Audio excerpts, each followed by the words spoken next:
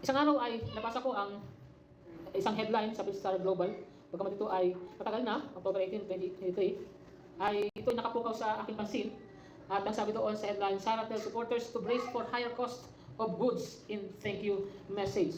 So bahagi ng balitang ito ay nagsasabi na sabi dito ay Duterte, tumutukoy kay Sara, describe the pushback against the request for the secret lump sum. 650 million ang total po noon bilang interpres doon sa budget. At siya nagpapasalamat doon sa kanyang mga supporters at nag-express din siya ng kanyang empathy para sa kanilang frustration at galit sapagkat hindi na ibigay yung kanyang request na lump sum. Pero sinabi niya, I am encouraging each of you to focus on preparing for the tough times ahead, especially with the continued rise in food prices and other commodities. Yan po ang bilang conclusion po ng Vice Presidente.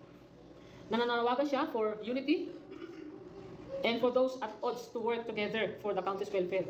So iniisip ko, sa sinabi niya na yon, na mag-focus daw ang mga tao, mga mamayang Pilipino, sa paghahanda para sa tough times.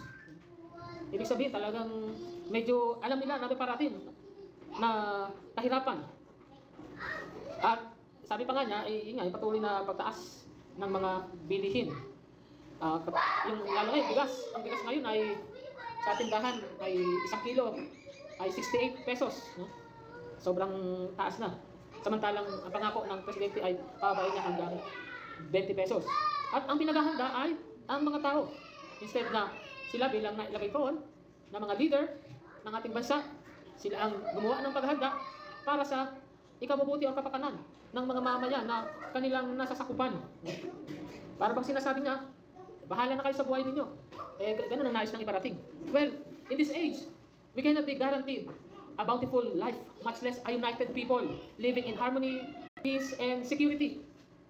Especially financial security. Ngayon pa man, kung pag-usapan natin ay sa spiritual sphere, it is possible and is surely going to happen as stated to us from the pages of the scriptures. At ito po yung ating pagtatalakay ngayon sa posibilidad o sa katotohanan na merong bountiful life na naghihintay pa rin sa mga tao. At ito ay nakuha natin doon sa sinabi ng ating Panginoong Kristo. The thief cometh not but that he may steal and kill and destroy. I came that they may have life and may have it abundantly. Ito po ay ang sinabi po nito, at ito po ay napakagandang sinado, nakatawagin natin ay pastoral scenes, na kung saan idinidescribe ng ating Panginoong Kristo doon sa chapter 10 ang magandang pangako niya na ibinibigay niya at ibibigay niya sa mga tupa. Pero sa chapter din ito ay hindi niya pinapayagan na makalimutan ng kanyang mga kausap yung panganib ng mga presensya ng mga thieves, ng mga robbers, yung presence of death, yung daily hardships ng coming in and going out.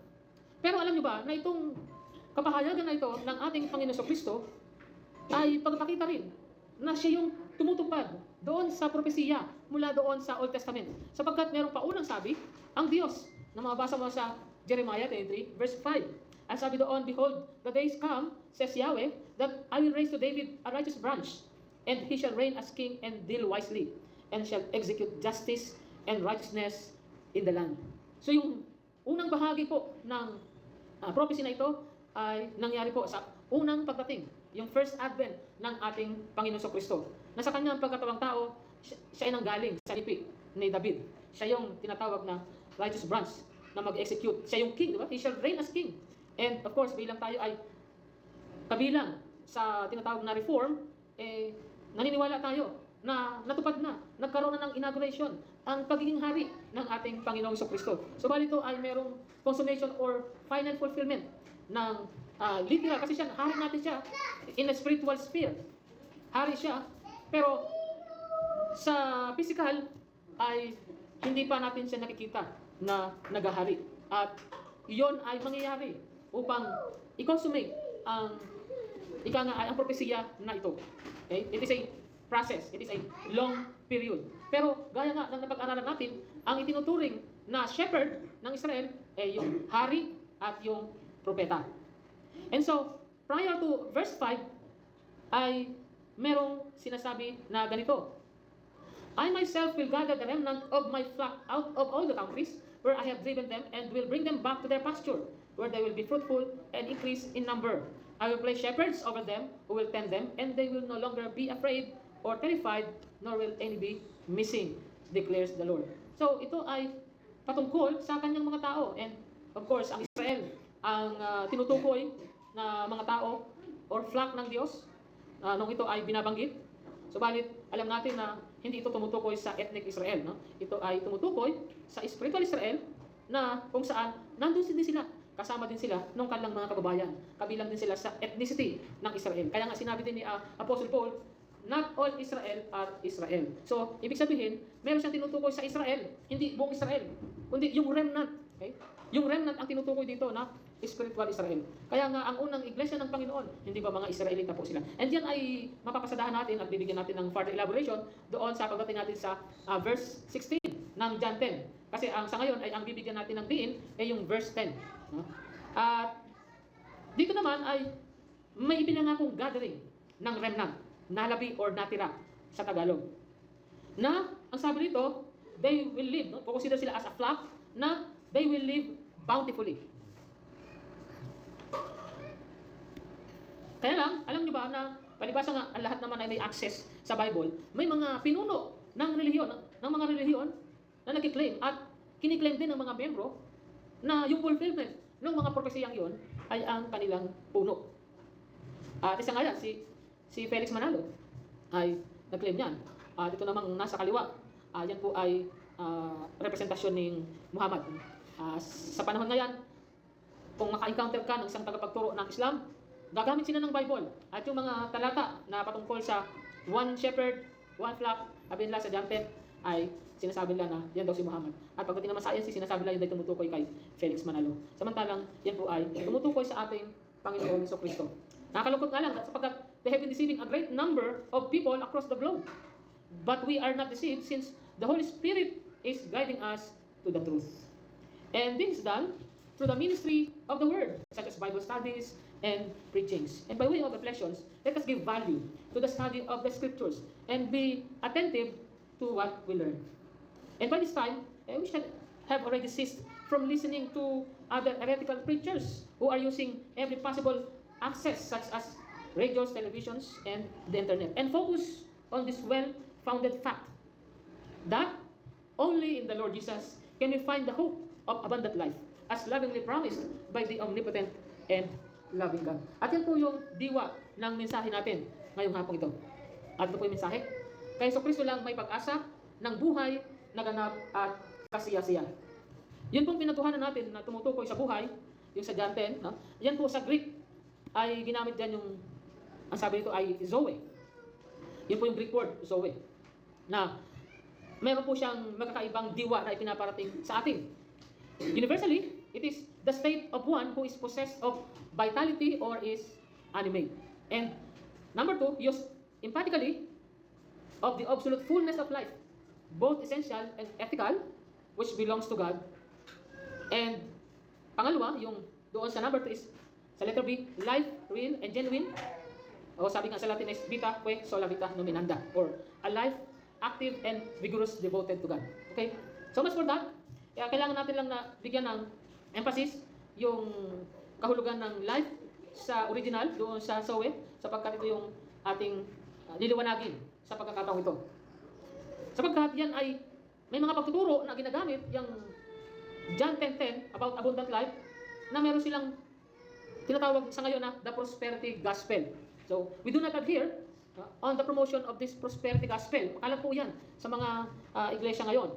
Prosperity gospel. Tinatawag din siya sa ibang pangalan na health and wealth gospel. At ito po ay nagugat doon sa American Pentecostal movement at doon sa post-World War II na healing revival movement. At ayon po sa ilang mga aklat, ito daw ay yung ideas about financial security ay inintroduce ng isang pamosong tele-evangelist na ang pangalan ay Oral Roberts. At yung television and internet media ay naging instrumental sa wide reach ng prosperity gospel as well as large-scale events and mega churches. At yan po, yung mga nakikita nyo sa larawan na yan, sila po yung tagapag-promote, tagapagturo ng prosperity gospel na humahawak ng mega churches, particularly sa US. Although, there are numerous wealthy Christians, but most believers are suffering from poverty. Alam natin yan. Besides, ungodly and wicked people are by far the leading wealthy people in the world. So, kung yung sinabi ng Panginoon na pangako niya ng abundant life, naparito siya para magbigay ng abundant life, ay tumutukoy ito sa financial gains, no? Sa wealth, ay hindi yata ito umugma sa karanasan ng mga mananampalataya. At nangyayari pa nga ay ang mga hindi mananampalataya, ang mga hindi kumikilala sa Diyos, ang yumayaman, samantalang naparito na ang Panginoon Kristo.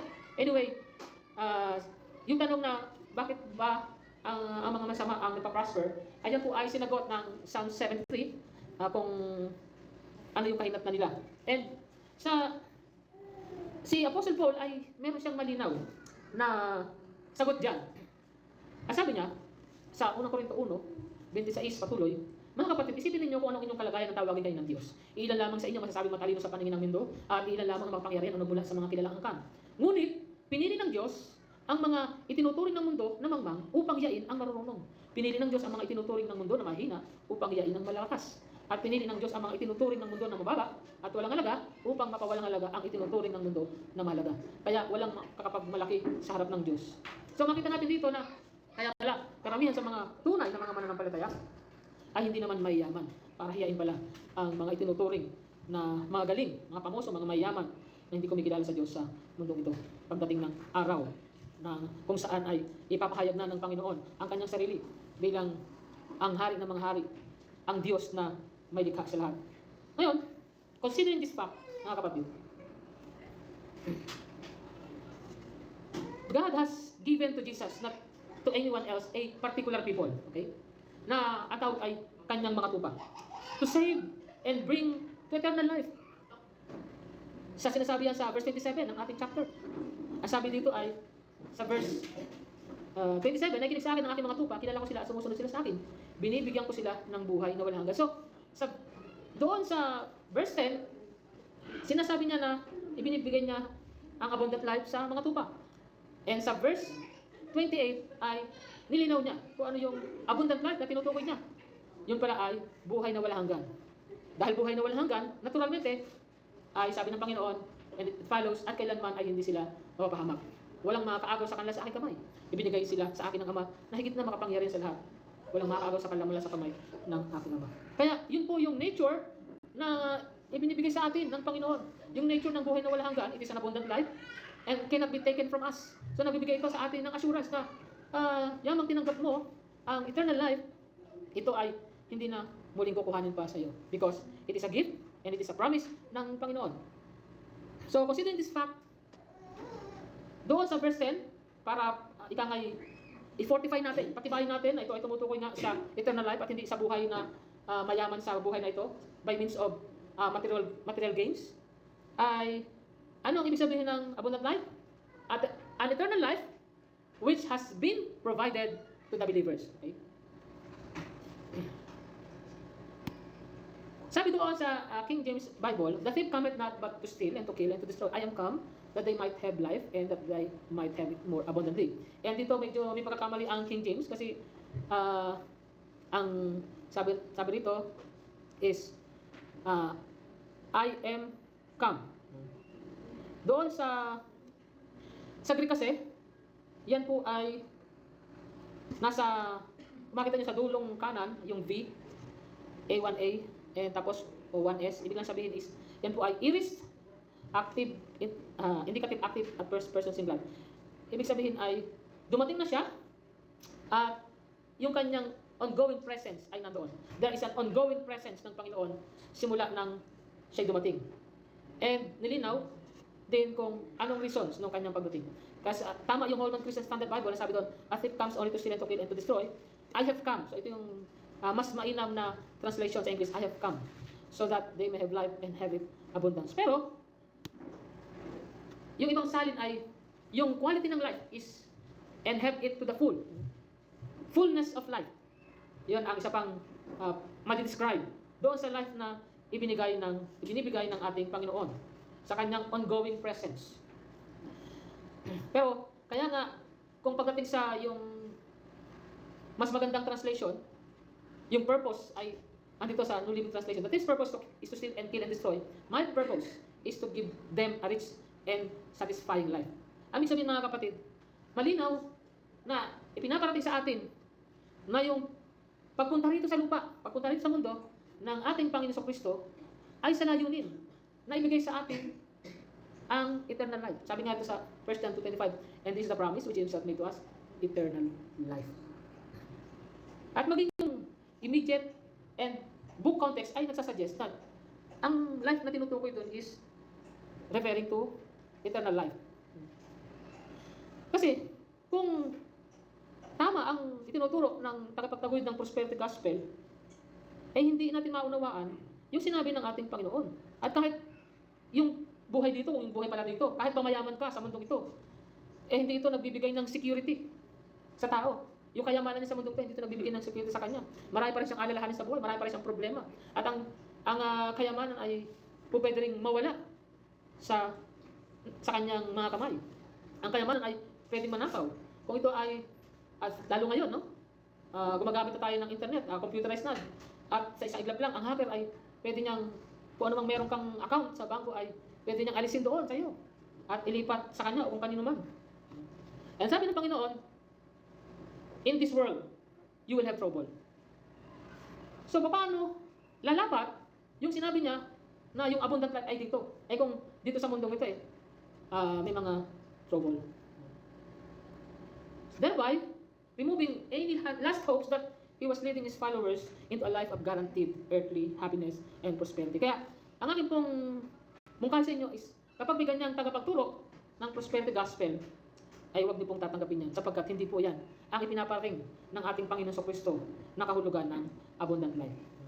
The life that the Lord talked about, yan po ay ibinigay niya sa lahat ng mga sheep. Ibig sabihin, wala pong maitsapera, walang maiiwan. Kaya hindi ito maaaring tumukoy sa material things.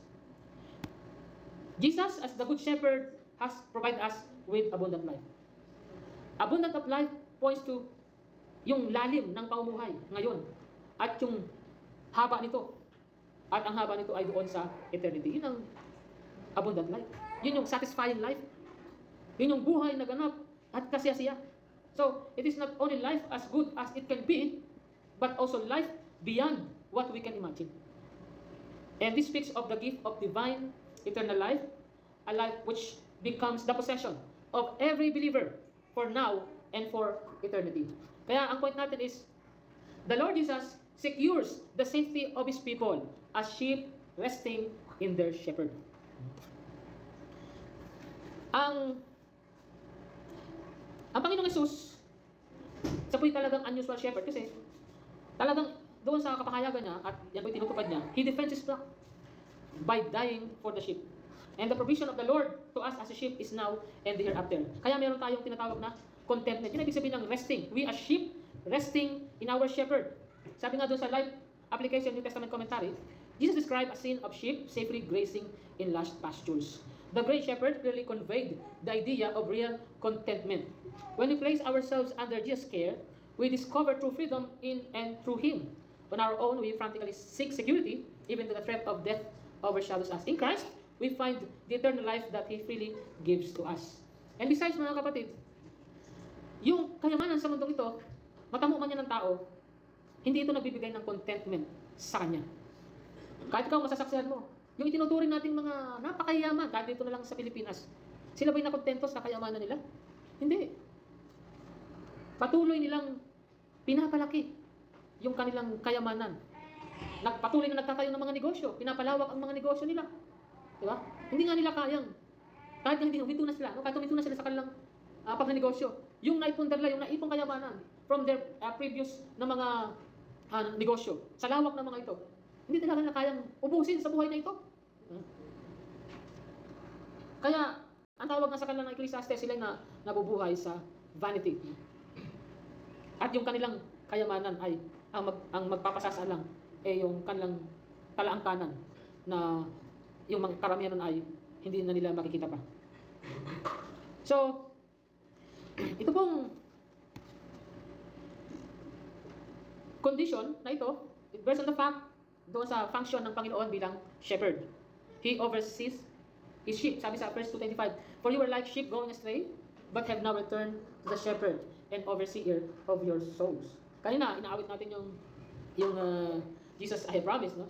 Binanggit natin doon, yung description natin sa kanya, guardian of my soul. Yun po isang kahulugan ng overseer, guardian. Although, ito po ay, sa ibang salin ay tinatawag na bishop, no? The shepherd and bishop of your soul. Sapagkat, yun po yung gampanin ng pagiging bishop. Yung nangangasiwa, nag-overseer, nag-guard ng flock. Ang sheep, yan po ay nangangailangan ng constant protection of a shepherd. Kung hindi ay, mag-wander away po yan. And following their noses and sometimes getting into great danger. And people can be like that, wandering through life in whatever direction circumstances might take them. Pero po ay pass na po yun. At conversion, each believer returns from going his or her own way. At alin po yung dati niyang paraan na pamuhay sa kasalanan. At ito po ay nagbibigay sa atin ng hamon. How do we respond to this awesome privilege to us? And we all know how much it costs for the Lord to provide this abundant life. Ang sabi nga dyan sa 1 Peter 2:21, "For God called you to do good even if it means suffering, just as Christ suffered for you." He is your example and you must follow in His steps. Ito po yung isa lang sa maaari natin response o dapat natin maging response doon sa kamanghamangang pribilehiyong tinanggap natin sa Panginoon. Kaya, we may suffer for many reasons, di ba? Totoo yan. Some suffering ay direct result ng sarili nating kasalanan. Some happens because of our foolishness. And some are the result of living in a fallen world. At ito, sulat ni Pedro ay sumusulat po siya about suffering as a result of doing good. Okay? Remember, Christ never sinned. And yet He suffered so that we could be set free. And there are times that people are taking advantage of us. Di ba? Naranasan niyo na ba yan sa pinagtatrabahoan mo? Dahil sa Kristiyano ka, nagiging mabait ka sa paningin nila dahil ginagawa mo yung nararapat. Yung mga Christian principles na natutunan mo sa Bible. At nag-take advantage sila doon. Ito nagdudulot sa atin ng kabigatan sa ating mga puso. Pero hindi ito dapat magpipigil sa atin na mamuhay ng buhay na inaasahan sa isang mananampalataya ng Panginoong Hesus. Siyempre, yung human tendency ay mag-fight back, di ba? And to demand our rights. Pero yan po ay natural na response po yan ng isang unsaved person. Kaya, we must do much more than they do. At yan po yung itinuturo sa atin ng ating Panginoong Kristo. Yung ganyang principle. Nasabi ng Panginoon, if you love only those who love you, why should you get credit for that? Even sinners love those who love them. And if you do good only to those who do good to you, why should you get credit? Even sinners do that much. And if you lend money only to those who can repay you, why should you get credit? Even sinners will lend to others, sinners, for a full return. So, ito po yung elaboration ng Panginoon sa pagtuturo niya na do to others as you would have them do to you. Ano mang circumstances, ipamuhay mo ang golden rule na iyan. Okay? And, of course, anyone can fight back. But it takes a spirit-filled Christian to submit and let God fight His battles. Kaya, bilang ikaw, nasa iyo ang banal na espiritu, maipapamuhay mo. Para sa iyo ito. Yung sinasabi sa Romans 12:16. Patuloy. Sabi dito, live in harmony with one another. Do not be haughty, but associate with the lowly. Never be wise in your own sight. Repay no one evil for evil, but give thought to do what is honorable in the sight of all. If possible, so far as it depends on you, live peaceably with all. Beloved, never avenge yourselves, but leave it to the wrath of God. For it is written, vengeance is mine, I will repay, says the Lord. To the contrary, if your enemy is hungry, feed him. If he is thirsty, give him something to drink. For by so doing, you will heap burning coals on his head. Do not be overcome by evil, but overcome evil with good. Ito po ganito ka mamuhay, ito talaga yung buhay na inaasahan sa mga tao na pinagkalooban ng abundant life, which is nothing more than eternal life. Ito yung buhay na ganap at kasiyasiya. Ito yung pagdating sa quality, incomparable na klase ng buhay. Kaya, keep on doing what is biblically right without vacillation. At kung mayroong kinakausap ito na hindi pa siya Kristiyano, alam niya na wala pa siyang relasyon sa ating Panginoon, nawa ito yung maging nasa ng puso mo na in-spell out sa atin ni Apostle Paul. Sabi niya, I want to know Christ and the power of His resurrection and the fellowship of sharing in His sufferings, becoming like Him in His death, and so somehow to attain to the resurrection from the dead. You see, yung pagiging identified sa ating Panginoon sa Kristo, nakaakibat yan, yung talagang nakakaranas ka ng mga sufferings, no? Hindi ng kasaganaan sa buhay na ito. And to know Christ is to have a relationship, a personal relationship with Him. And kasama dyan, yung pag magkaroon ka ng relasyon sa Panginoon, maranasan mo yung kapangyarihan ng kanyang muling pagkabuhay, at yun yung eternal life na tinutukoy, and yung lahat ng spiritual blessings na tinatamasa ng mga mananampalataya sa ngayon at sa hinaharap. And so, as a conclusion, let this be our confidence that whatever trials and difficulties we might face, the shepherd would always be by our side. And the overseer of our souls would protect and seal us for eternity. Tayo manalangin. Ama naming Diyos, kami po ay namamangha sa kabutihan niyo po sa amin, na sa pamagitan ng biyaya, kami ay nakatanggap ng buhay na wala hanggan. At ito ay tinanggap namin sa pagitan ng pananampalataya na sa inyo rin po nanggaling. Kaya walang anuman sa amin na may pagmamalaki namin, na sanhi para kami ay makatanggap ng isang buhay na ganap at kasiyasiya. Na kami bilang inyong mga tupa ay pinag-iingatan ninyo, inaalagaan, at kailan ng Panginoon ay hindi na kami matutungo sa kapahamakan. Bagkus ang tatamasahin ng Panginoon ay ang inihanda ninyong, sabi nga ni Apostol Pablo, hindi man lang mailarawan sa karilagan, sa kagandahan, sa mga pamamanahan. Yun po ang aming inaasam at ginawa Panginoon ang taglay pag-asa ng aming mga puso, dahil yun po ang katotohanan na ipinahayag ng Panginoong Jesucristo. Kaya na Panginoon ay magdulot nawa ito ng masugid namin na pagsunod sa mga itinuturo po ninyo sa amin na mga aral at mga prinsipyo na narapat naming lakaran. At nawa nga Panginoon ay taglayin namin ang pag-ibig na kung saan Panginoon ay magagawa namin ang aming gampanin, hindi lang po sa ministeryo kundi sa aming kapwa-tao, na aming iparating sa kanila ang pag-ibig na ito sa abot ng aming makakaya. At pangunahin Panginoon ay maibahagi sa kanila ang magandang balita ng pagligtas at ang pinakamagandang regalo na pwede nilang matanggap. At yun po ay walang iba kundi ang nanggagaling sa inyo, dulot ng paghihirap, sakripisyo at muling pagkabuhay ng Panginoon Kristo. Ito pa ang aming sabad na langit.